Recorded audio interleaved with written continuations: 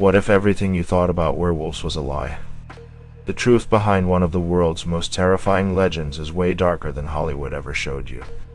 In this video, we're going deep into the real story of the werewolf, where it started, how it evolved, and what you were never told about it. And no, this isn't some teen wolf fanfic. This is ancient, bloody, real-life horror. And by the end, you might just question who the real monsters are. The werewolf. Just say the word, and your brain starts cooking up images. Full moon. Howls echoing through a forest. Fangs. Claws. That one Twilight guy.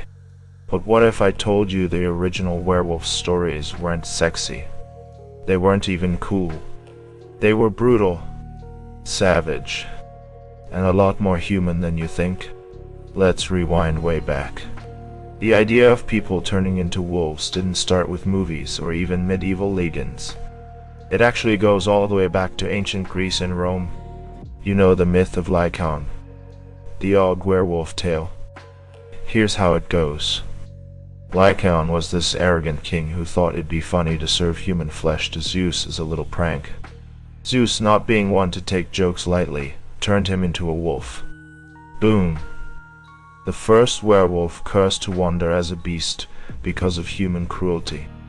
Now you might be thinking, okay, but that's just a myth, right?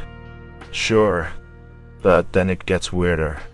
See, in the Middle Ages, werewolves weren't just bedtime stories. People believed in them. Like, genuinely believed they existed. And it wasn't just fringe people either.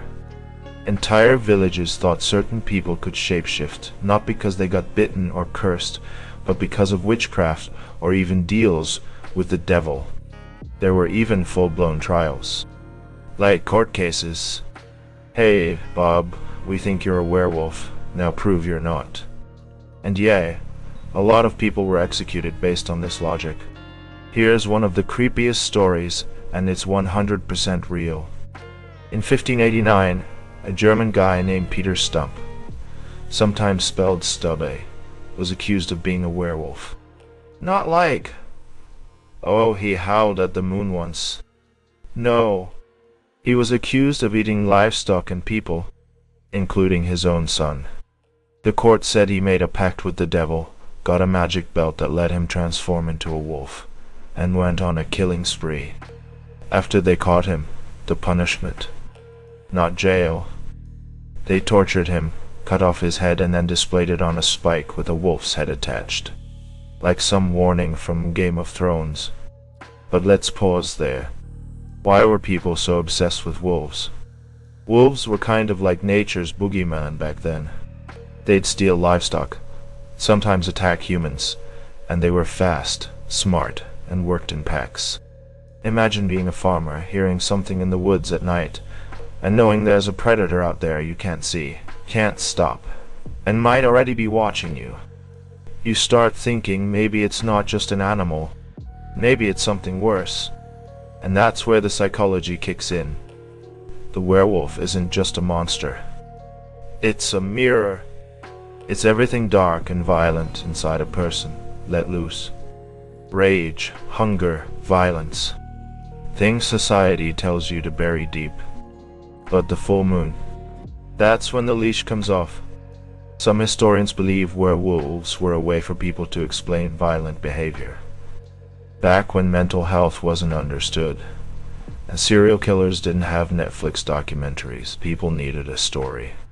So if someone started killing or acting possessed, the town would say, "He's a werewolf." Problem solved.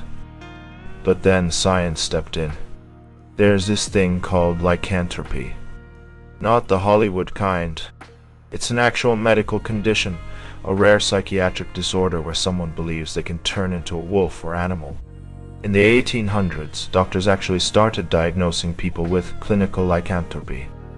They weren't growing fur or anything, but they'd act like animals, growling, biting, thinking they weren't human anymore. So now you've got mythology, medieval panic, and actual mental illness, all mixing into this one chilling legend. And just when you think it couldn't get more bizarre, let's bring in Hollywood. Fast forward to the 20th century, and werewolves went mainstream. 1941 gave us The Wolfman, one of the first major werewolf films. It set the tone. A man cursed to transform, losing control under the full moon, unable to stop the monster inside him. And Hollywood ran with it. In the 80s, you had an American Werewolf in London with insane practical effects and one of the best transformation scenes ever. In the 2000s, Underworld and Van Helsing made werewolves cool again. Muscle-bound monsters in leather jackets. And yeah, we can't forget Twilight, where being a werewolf apparently gives you abs and zero body hair. But all of that, the movies, the TV shows, the fanfics, kind of missed the point.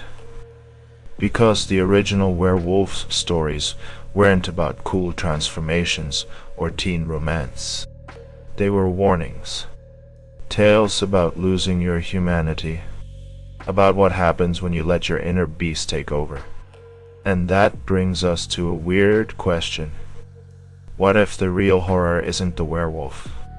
Let's go back to Peter Stump for a second. Because here's the part nobody talks about. Was he really a werewolf? Or just a scapegoat? Some historians believe Peter was just a rich farmer caught in a political trap. His confession, probably tortured out of him. His execution, public, brutal, and designed to scare people. So maybe he wasn't a monster at all. Maybe the people who killed him were. Think about it. Who's more terrifying? A man who might turn into a wolf once a month? Or a society that executes someone with zero proof just because they're scared? That's the twist. The legend of the werewolf says, beware the beast. But the history says, beware the people hunting the beast. And it doesn't stop there. Even today, we still see echoes of the werewolf myth. Every time someone's labeled a monster by the media. Every time someone's actions are blamed on mental illness without understanding it. Every time fear turns into a witch hunt. We haven't left the werewolf era. We've just changed the names. And that's what makes the legend timeless. The werewolf is the fear that lives inside all of us. Not just of monsters, but of becoming one. Of watching someone we love turn into someone we don't recognize. Of being judged, hunted, cast out, because someone else thinks we're dangerous. So no, werewolves aren't real. Not like the movies show. But the fear they represent, that's real as hell. So here's the real challenge. What are you more afraid of? The beast or the people chasing it? Because at the end of the day, maybe the scariest part of the werewolf legend is how badly we want to believe it. Why?